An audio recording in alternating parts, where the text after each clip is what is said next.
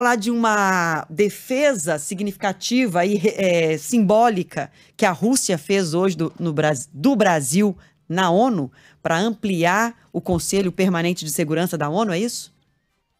É isso, Adriana. Claro, isso é um pedido histórico do Brasil para fazer parte do Conselho de Segurança da ONU. Na verdade, já em 44, 1944 e 45, quando a ONU começava a ser desenhada, o Brasil já pedia para fazer parte do Conselho de Segurança, tentou de todas as formas, acabou que foi ignorado e depois continuou com uma campanha permanente para justamente numa eventual ampliação do Conselho de Segurança, ser incluído como um candidato. Bom, a Rússia tradicionalmente apoiou a adesão do Brasil ao Conselho de Segurança. A Rússia fez isso com vários outros governos brasileiros, inclusive o Putin fez isso em outros governos brasileiros, tradicionalmente mostrando esse apoio. O problema é que agora ser apoiado pela Rússia tem outro significado. O que é que aconteceu? Hoje, o secretário-geral da ONU, Antônio Guterres, foi para Moscou. Primeira visita dele a Moscou desde o início da guerra. Uma visita extremamente estratégica, muito importante, justamente para tentar encontrar uma brecha para negociar um acordo de paz. E aí, eis que uma conferência de imprensa foi convocada entre Guterres e Sergei Lavrov, o chanceler russo. E aí, durante a coletiva de imprensa, alguém fez uma pergunta justamente sobre o Conselho de Segurança.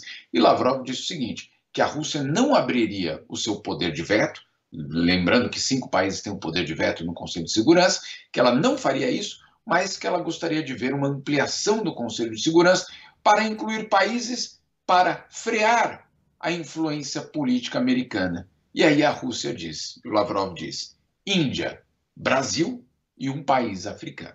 Ou seja, os russos considerando que, ao colocar Brasil e Índia para dentro do Conselho de Segurança da ONU, poderiam eventualmente frear justamente a influência política dos Estados Unidos. Ou seja, essa tradicional recurso, basicamente apelo brasileiro ao longo de décadas, hoje ela ganha outra história, uma história, obviamente, que está incluída dentro da guerra e muito complicada, porque, afinal de contas, hoje ser apoiado pela Rússia não é um bom sinal, pelo menos para o Ocidente. Vamos ver o que vem aí pela frente. Adriana.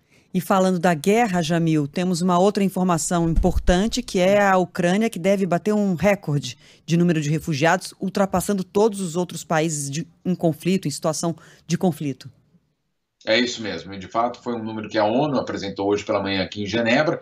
Vamos só lembrar, no início da guerra, a ONU disse que no pior dos cenários nós teríamos 4 milhões de refugiados ucranianos, 4 milhões. Já naquele momento, quando a ONU disse isso, foi uma gritaria aqui, viu, Adriana? Gente falando, puxa, mas que exagero, não devem ser alarmistas, etc. Bom, já estamos com 5 milhões e 300 mil refugiados, ou seja, o pior dos cenários da ONU já foi superado em mais de 1 milhão de pessoas. E a nova projeção da ONU é que, se a guerra não parar, nós teremos 8 milhões e 300 mil refugiados ucranianos na Europa, mas também pelo mundo, como resultado dessa guerra. Só para a gente colocar em perspectiva. Hoje, o maior número de refugiados é da Síria, com um pouco mais de 6 milhões de pessoas. Em segundo lugar, já está a Ucrânia, com 5 milhões e 300, e em terceiro lugar, a crise venezuelana, com um pouco mais de 4 milhões.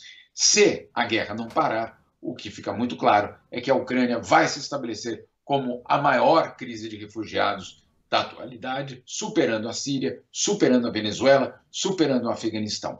É uma crise de uma proporção inédita nas últimas décadas aqui na Europa.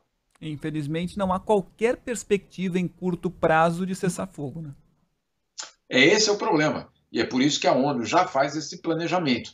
O planejamento de que esse número pode chegar, se a guerra continuar, se essa crise continuar. Essa é a tendência, de você chegar até o final do ano, na verdade, antes do final do ano, a 8 milhões de refugiados. Por que esse número? E vamos também tentar entender, não é um chute.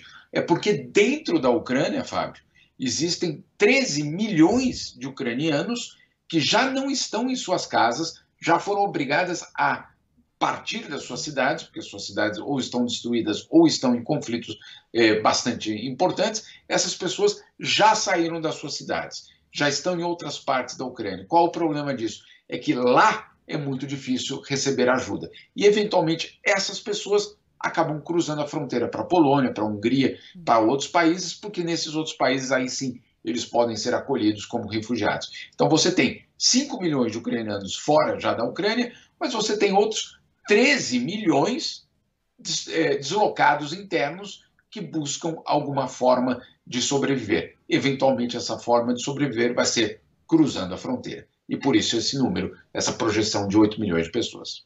Isso, a fuga do horror, como a gente viu em outras guerras, como a gente viu e sabe historicamente da Segunda Guerra Mundial. Obrigada, Jamil, pela sua participação aqui no Entre Nós. Mais uma vez, a gente te espera aqui amanhã, viu?